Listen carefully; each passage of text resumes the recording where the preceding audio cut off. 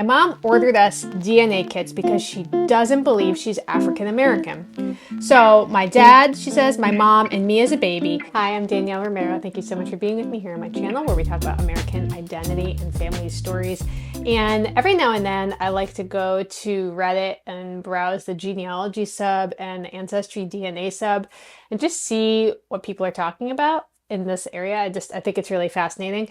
And there was a post that caught my eye. I think it caught a lot of people's attention, actually. I think it's one of the most commented on posts of the year. We're going to jump over there and talk about it.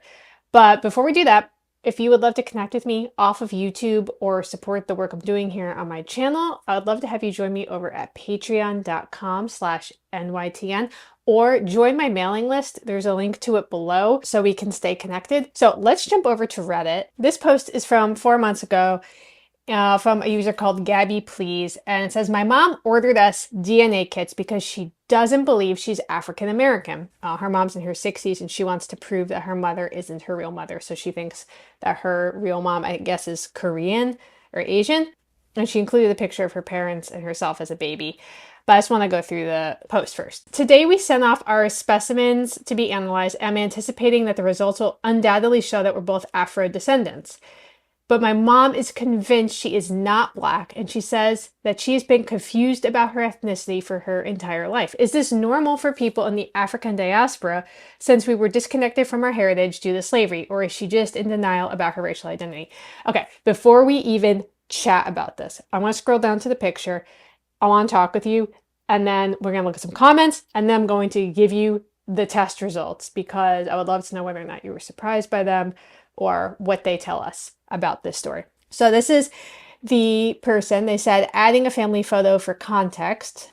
So my dad, she says, my mom, and me as a baby. When I was born, the nurse asked my mom, quote, is her daddy Black or white? So I guess I am racially ambiguous, but it still seems obvious that all of us are somewhat Black/African American. Are you Black? Someone asked. Why do you assume you have African ancestry? What ancestry does your mom believe she has? And why do you disagree with your mother's assessment of her own ethnic origins? And Gabby Please said, yes, I'm under the assumption that we're both Black. Don't all Black Americans have African ancestry? Question mark.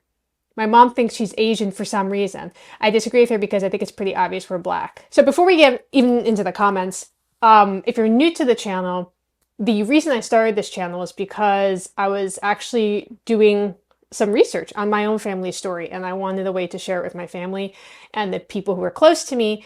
And so I uploaded it to YouTube, and it kind of just started this conversation that hasn't stopped in almost 3 years. And I'm so grateful for that. When we're talking about descendants of enslaved Americans, this poster is right that there are a lot of gaps in the story, and there are stories that were passed down to protect the next generation. Things were omitted to protect the next generation. I've done some videos on part of my family story, enslaved ancestors, great-great-grandparents, great-great-grandmothers, etc., who were enslaved in Louisiana.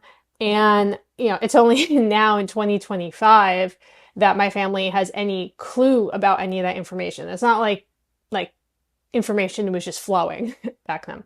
So that's one part of this. But I want to share some of the comments, go through them with you, and then we'll go over to the results. All right. This top comment here, Stuck Like Grits, said, it's extremely common for Black infants with no white or light-skinned parents to be born with lighter white even skin. The skin darkens, melanin kicks in over time. The nurse should have known that unless you were the first Black infant she helped deliver, LOL. And I had a lot of upvotes. All right, let's scroll down. So Sunshine Bear 100, this is their comment. She thinks she might be Native American because she would pick up arrowheads on reservations. She believes she may be Asian because her father was in the Korean War. She tells you a story that nurse thought you were mixed with white when you were born, and she doesn't identify as Black or African American, even though her own biological father identified as a Negro. Instead, she claims she's been confused about her ethnicity her entire life. To me, it sounds like she just doesn't want to be Black, but no one would look at her and be confused at her ethnicity. By her calculations, she would be at least 50% Korean, 25% Black, 25% white. She does not look white based on your pictures. Yes, even the mixed kids got labeled Black thanks to the one-drop rule. How did your grandfather bring back a newborn baby from Korea 9 months later without the mother if he was fighting in the Korean War? Does she share any other facial features of your grandmother? Is there a reason why this is being brought up now that her parents are deceased? Okay, So that's interesting. Love Resist said, I'm going to be honest with you. I don't know many African Americans that don't identify as Black. Sounds like your mom might have some internal racism, colorism issues. It's important to know not just like what we think we are based on their features, but really digging into our family story. And it sounds like there's a lot more guessing here than digging into the family story, right? We're going to go over to the highly anticipated test results. So let's jump over there. So Gabby said, big update. We're still waiting on the Ancestry DNA test results. She had to be retested. However, she took a 23andMe test and my mom is indeed part Asian. She has trace amounts from both West and East Asia.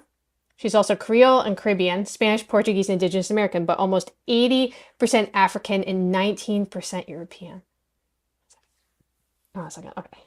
80% African, 19% European. I guess that would include maybe the Spanish, Portuguese.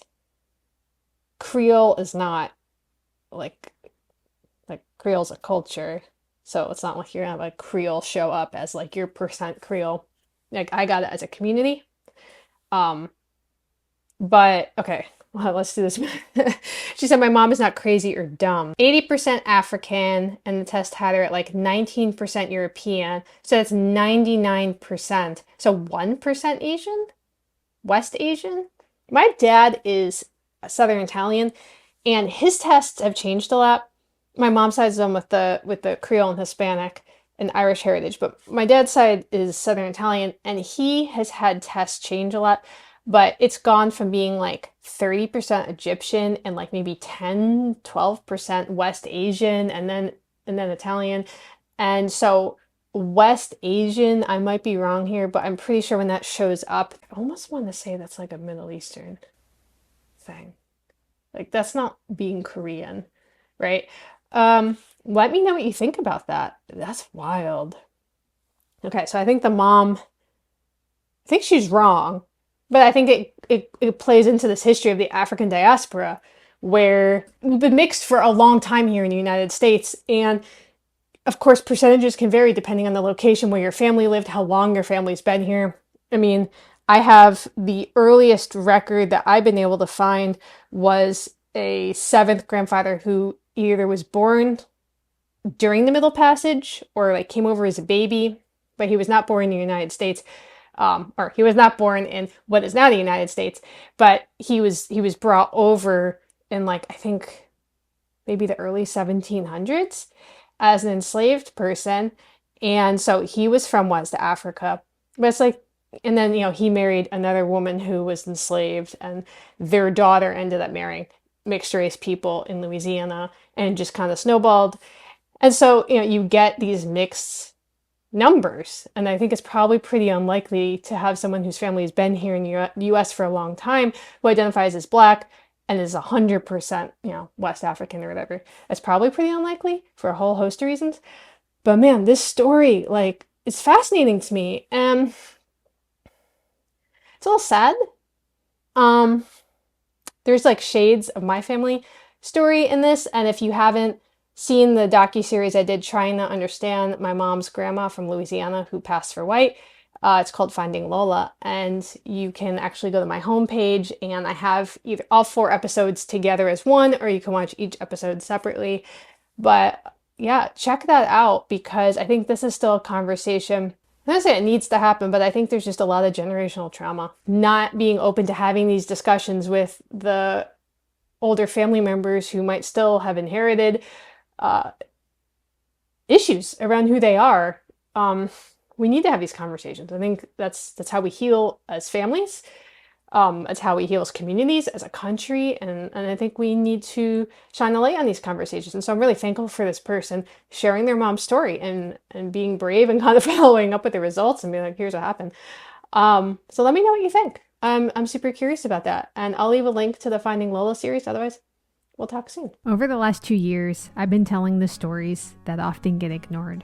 But lately, I've been facing an uphill battle behind the scenes of each video. My videos are getting flagged by YouTube when all I'm doing is sharing real history. If these stories have ever resonated with you or given you a new perspective, grab some Be a Good Ancestor merch and help me keep this channel going. Check out nytonashville.com.